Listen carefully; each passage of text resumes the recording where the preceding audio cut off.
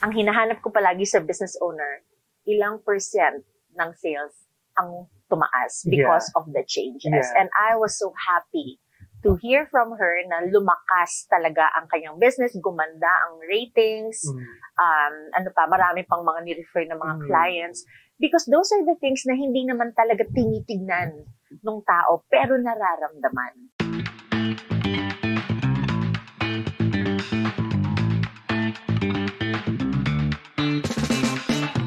Pag-usapan natin, Miss Tinette, yung kasi para lang siguro mas ma-visualize pa nila in terms of providing customer best customer experience. Ano yung mga siguro mga companies that you can share na nag-transform talaga from siguro mediocre na service, tapos may ginawa sila and then eventually nag-elevate yung customer experience? Okay, alright.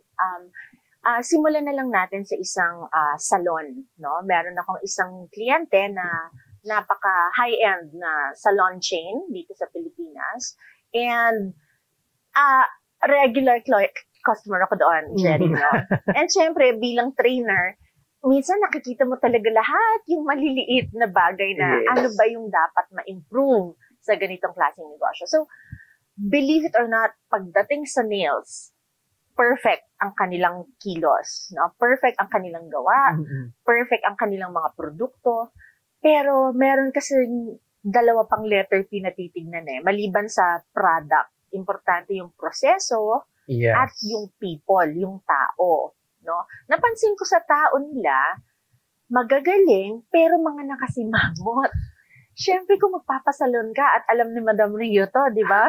Pag nagpapasalon ka, hindi lang naman magandang kuko ang habol mo doon. Gusto mo magkaroon ng me time, gusto mo magkaroon ng ma-relax, matanggal yung stress. Paano na lang kung nakasimangot na nga sila, nag-chichismisan pa sa harap mo. So, yun yung mga little things, no? And then, doon naman sa proseso, napansin ko, syempre, ang customer, lalo na kung babae, pag pumunta ng salon, maghahanap ka ng patungan ng bag. Yes. Di ba? Minsan may dala kang bag or may shopping bags ka. O walang ganon. So, of course, after a few visits, hinanap ko yung owner. Sino po ba ang owner ng salon na ito? At of course, dahil sales-oriented ang iyong mama, na-meet ko siya, and apparently she's based in the US. She grew up in the US, pero dito siya nagnegosyo. So, sinabi ko sa kanya, ay, alam mo, iba yung kultura ng Pilipino. Sa Amerika medyo pag ginati mo lang yung customer na, hi, how are you? How's it going today? Okay lang yun. Dito pag hinay, hello, how's it going? Baka taasan tayo ng kilay ng mga Pilipino, hindi ba? Kaya nag-usap kami, finally to fast forward na lang ang nangyari, gumawa kami ng customer service training, customer experience training, na naka-tailor fit talaga doon sa mga issues nung kanyang salon. At pinakita ko sa kanya isa-isa, na kapag binago natin ito, halimbawa, lagyan lang natin ng provision para sa bag ang isang customer. Siyempre, mamahaling bag, ayaw mong ilagay kung saan-saan. Sa sahig. May feng shui pa man din na bawal daw sa sahig pagka yung bag, di ba? So, ang ano doon is, tingnan lang natin kung anong masasabi ng mga dating customers mo. And then, pangalawa, i-bond natin, ipusod natin lahat ng mga buhok ng mga manicurista natin. Nail technicians ang kanilang tawag. Because yung mga kanilang bangs, pag nakaganyan, ganun ng ganun. Hindi ba? So, ang nangyayari, nawawala yung focus doon sa paglinis ng kuko. So, anyway, lahat yon. So, nag-training kami, several batches.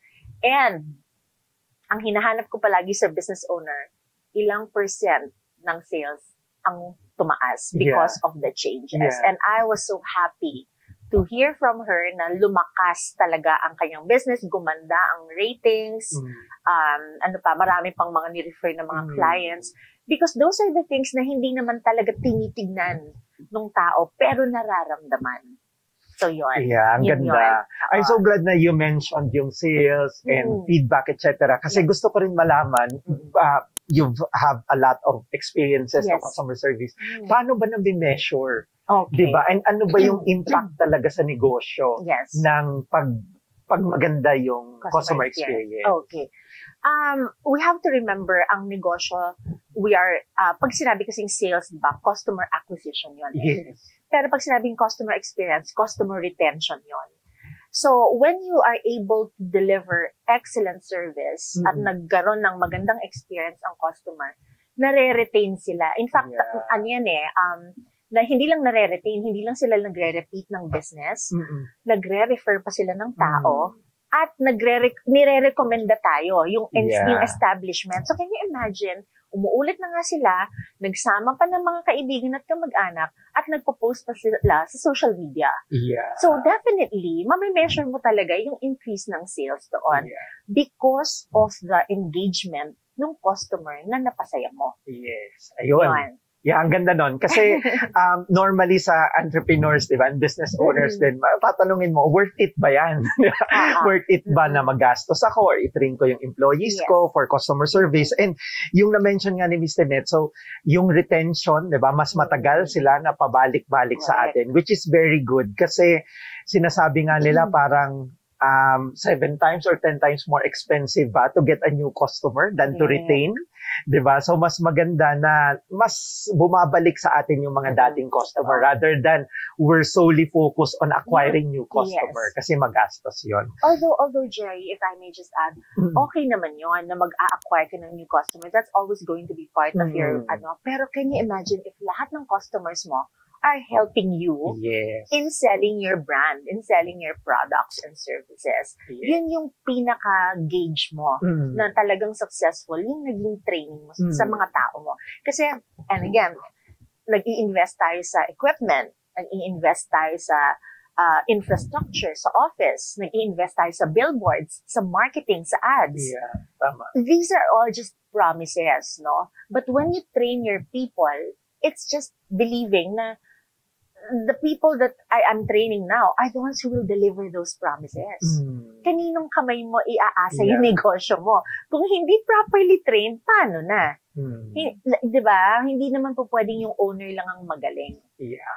Diba? Pag may problema ang customer, owner lang ang pupuntahan. Hindi pwede yun. Kailangan lahat marunong mag-solve ng problema ng customer.